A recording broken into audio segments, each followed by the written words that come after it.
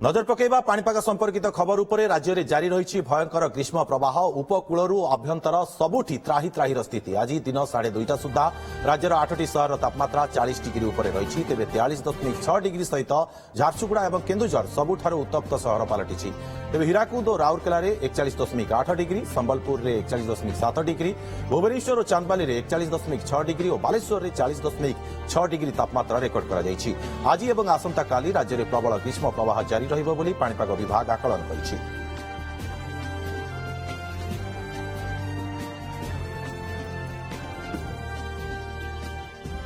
सेपटे नुआपड़ा जिला खड़ियाल अंचल में काल बैशाखी वर्षा आज मध्याह्न प्रबल वर्षा सहित कुआपथर माड़ होइछि। प्रबल बेगरे पवन बहिबारु अनेक स्थान में गछ सबु भांगी जाइथिबा देखिबाकु मिलिथिला। बोडेन ब्लॉक लरका ठारू खड़ियाल ब्लॉक मंत्री तराई भाया बिरिघाट रास्तार अनेक जगार गछ भांगी रास्ता अवरोध होई पड़िछि। फल से रास्तार यातायात भी बाधाप्राप्त होइछि।